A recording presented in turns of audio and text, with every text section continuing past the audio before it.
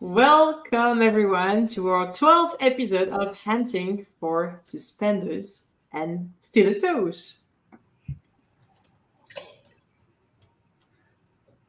The podcast where we explore the edges of leadership.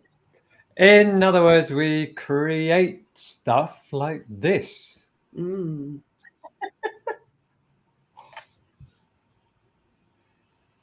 My name is Anne, and I am based in Amsterdam, and I'm French.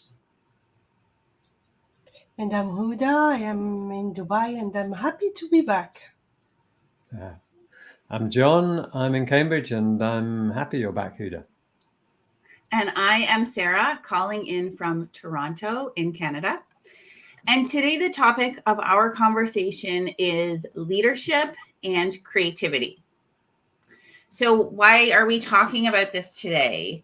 Well, first of all, we view creativity as an essential part of leadership because it allows us to, as leaders, create space for others to open their minds, come up with new ideas, feel free to bring new thoughts, and just change direction. So we wanted to open this up and kind of look at how we all view creativity, different ways we incorporate it, different ways we see creativity show up for our clients, and what some suggestions and benefits might be for our audience.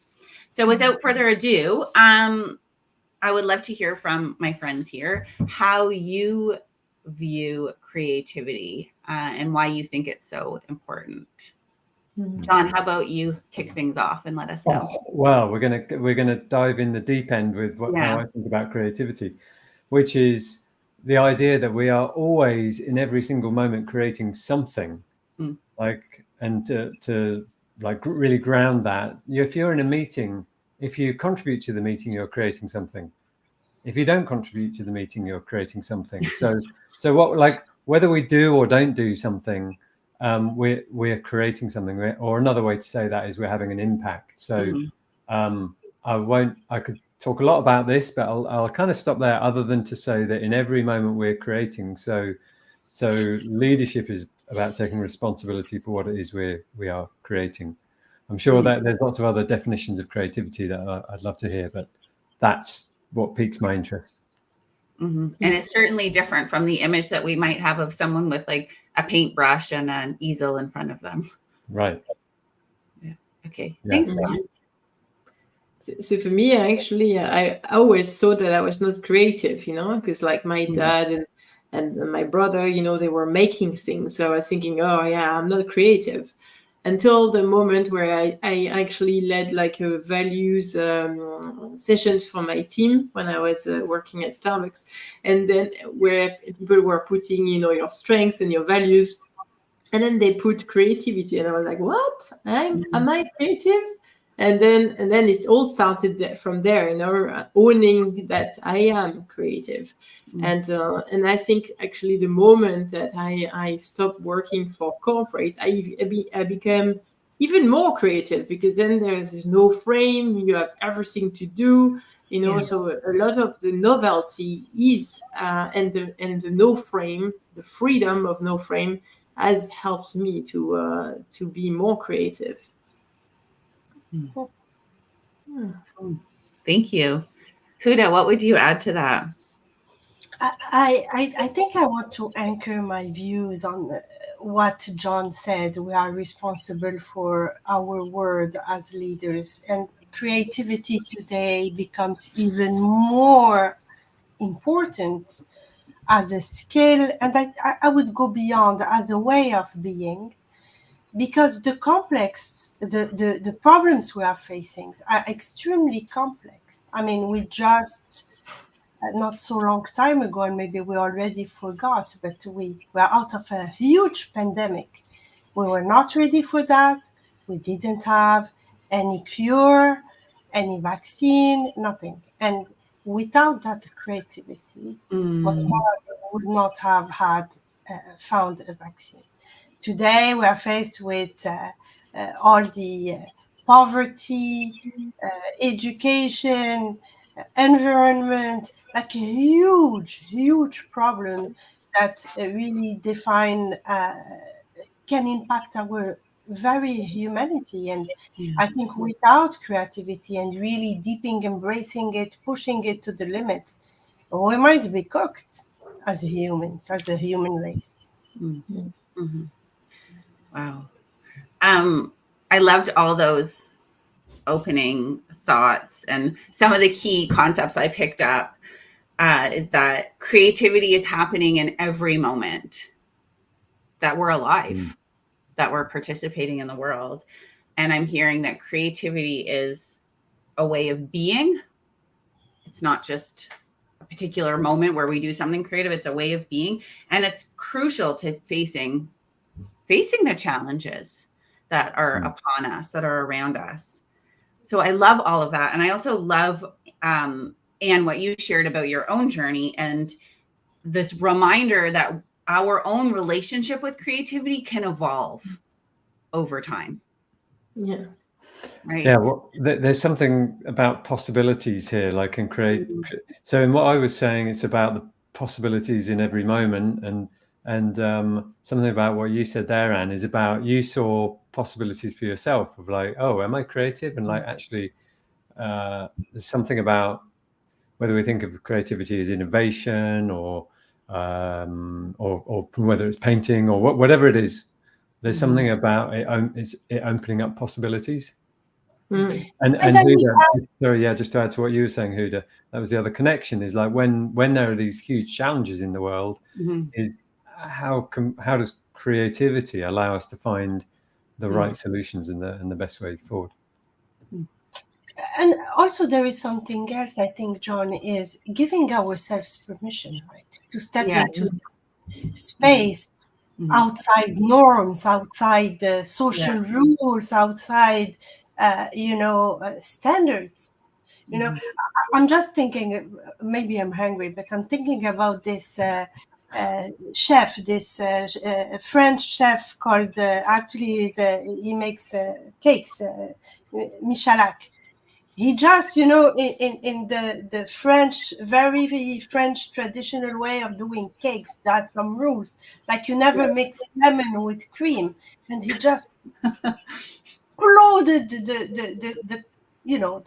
the framework that existed.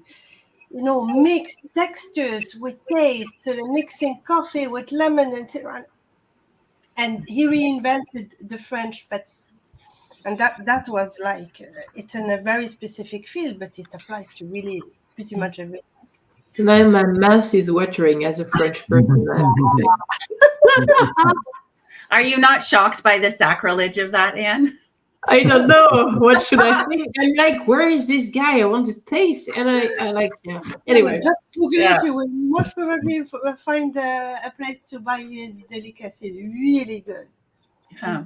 But I do love what you're bringing, Huda, and it's a great reminder that part of this creativity, and if you're expressing yourself in any way in a new fashion, it really does require giving yourself permission to challenge norms, to challenge the status quo, to challenge the way things are done, and sometimes to break a rule.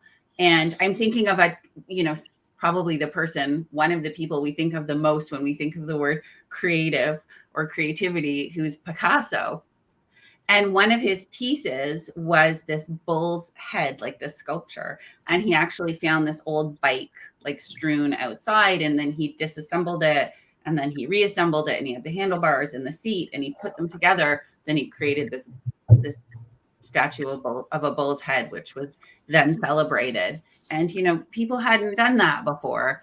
So, we have a cake, this beautiful cake that we can eat and enjoy. And it's like, oh my gosh, if he hadn't, broken this the sacred rule of gastronomy, we wouldn't have that. Or we have an artist taking apart a bike and creating this work of art that then people can celebrate and talk about for generations. So those are beautiful examples. And then also there's examples in the workplace. Like, I want to tie this back to sort of a conventional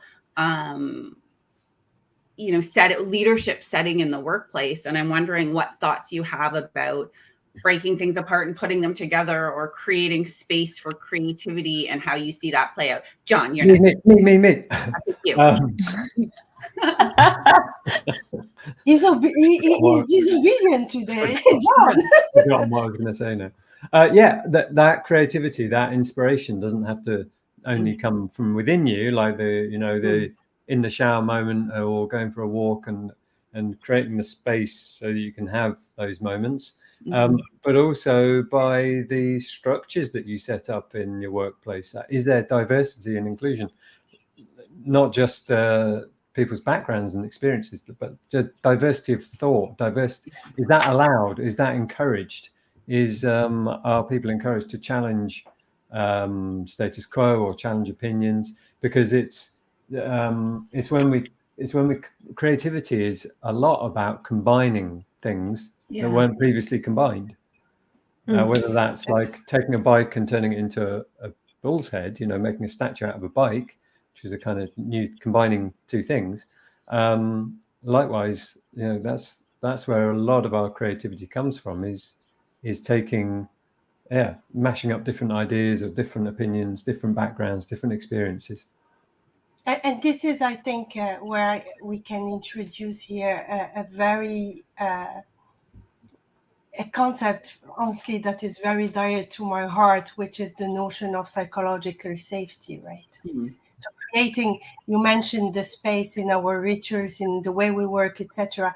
But it's when we feel safe, and we can define safe in many, many ways, but this is when we have giving ourselves our full permission. As I was reflecting on this, on our chat today, I found this quote that I actually didn't even write the name of whoever wrote it, but say, everything you have ever wanted is sitting on the other side of fear, right? So, and I think this capacity to take risk, because it's somehow it's taking risk. I mean, Sarah, you said Picasso, but it has been the story of every single art movement was not invited to exhibit because it was outside the norm. And then we move on, and then we move on. So it's exactly the same. Is that fear is going beyond that fear, but a way to do it is also to create a safe space. Inclusion is one. Wherever we say the real inclusion is actually the one of cognitive inclusion is the most important, no matter our color, our beliefs, our whatever it is. But capacity, the space to take risk, and that subliminal culture that say, you can, we feel it, it's there, or you can't, you absolutely can't.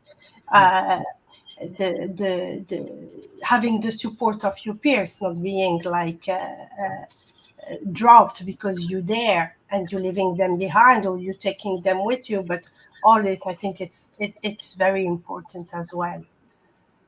All right. So I'm hearing now around conditions, ideal conditions for cultivating creativity are ones in which that type of psychological safety is present.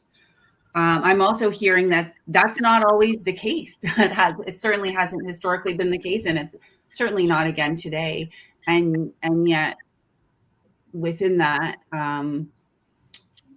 artists and leaders are called to create and do. So what else is there?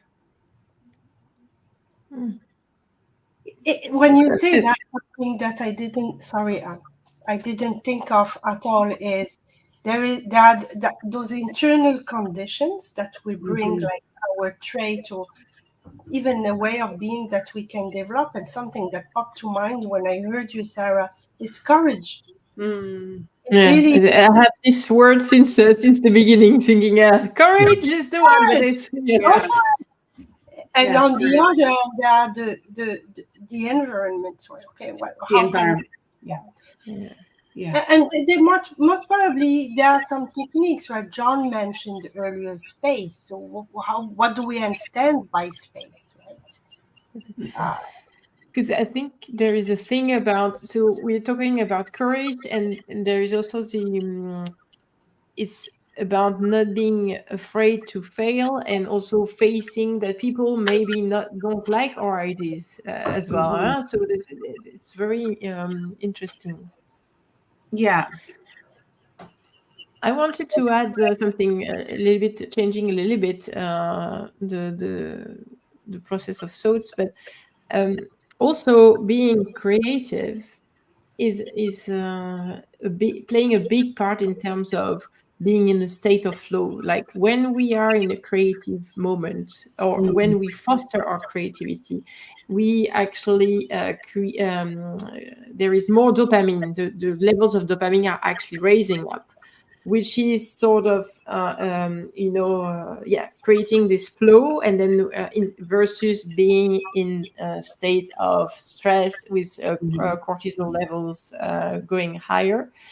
And it is important, because when we are coming from this place where we have more dopamine and we are in a state of flow, we can interact with people in a different way. We are our mind and synapses are more open to actually be in connection with people, and to be connected to ourselves and our intuition, to have and to have new ideas.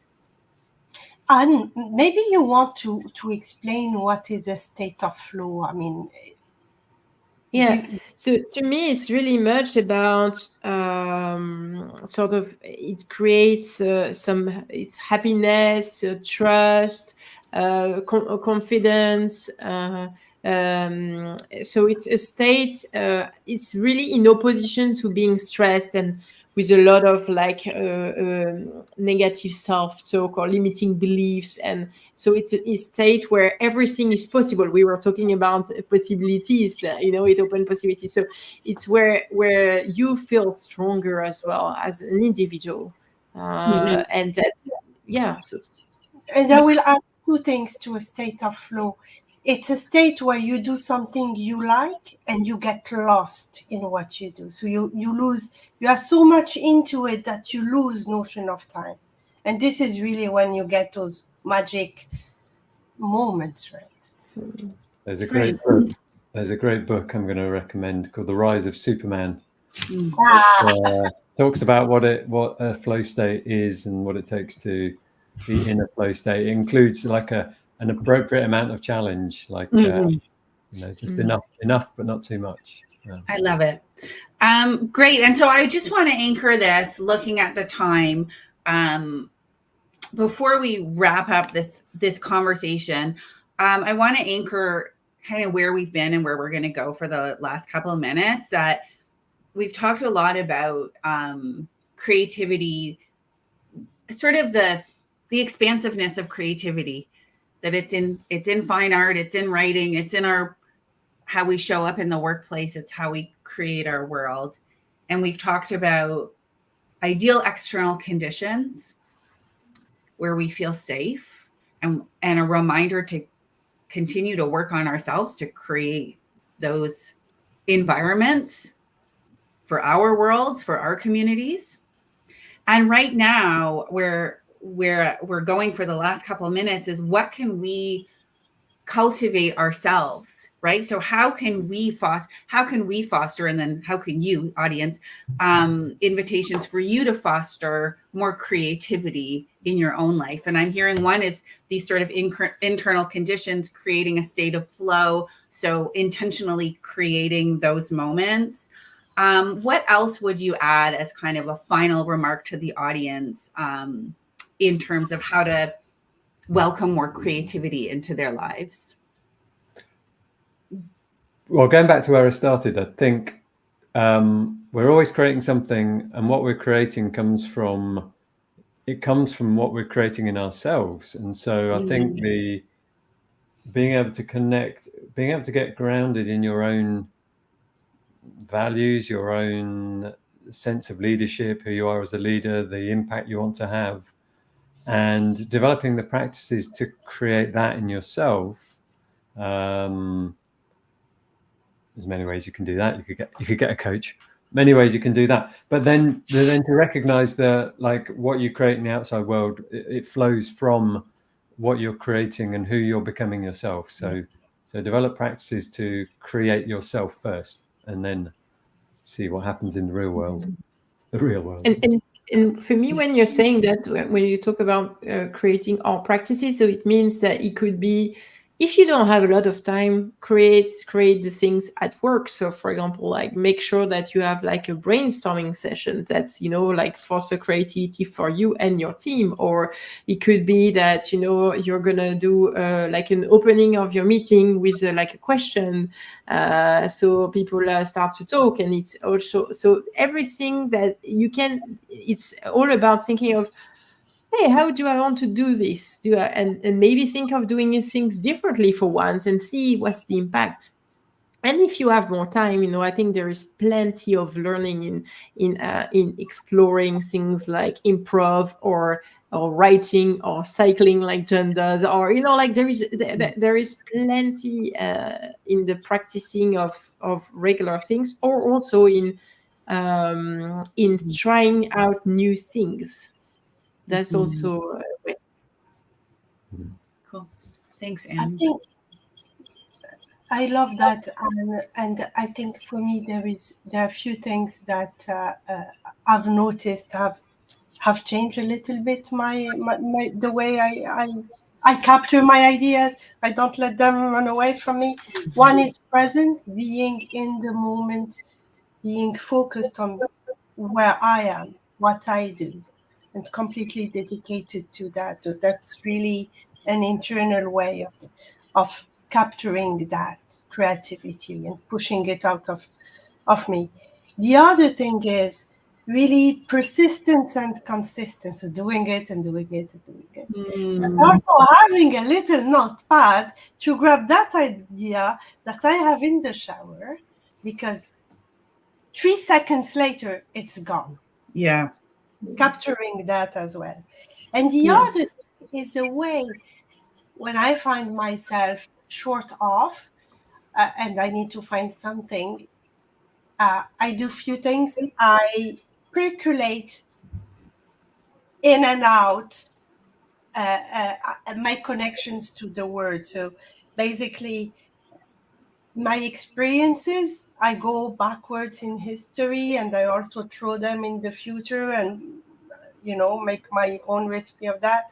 But also the different systems I'm part of, the structures I'm part of, and my stakeholders, whatever stakeholders are, and that allows me to just spread my word, my net a bit wider, step in the shoes of those different, gathering, collecting perspectives. I'm loving hearing about your individual approaches to how you bring creativity as a practice into your own lives. My final words, really to sum up what we've been saying, is that as grown-ups, creativity doesn't come as naturally as it does for kids, because we've got so much to do. We've got a lot of stuff to worry about, and because we have so many distractions in this world. So I would say you got to do it on purpose. And you've all introduced some of the different techniques to do that. So I would say, as an invitation to the audience, to give yourself permission and find the ways, find the structures, the classes, the moments, the processes where you can cultivate those states of flow and cultivate those moments of creativity, and then see what blossoms from there. And we're saying also hello to Lani, apparently an old acquaintance of you, Sarah. And we'll be in touch later on with the answer to the question. Great question, Lani. Unfortunately, we're wrapping up right now, so maybe that's one for another time, or in the chat. Cool. Yeah. Awesome. Thanks everyone for joining, and we'll see you next time. Thank See you next you. time. Cheers. Bye. Bye-bye. Bye.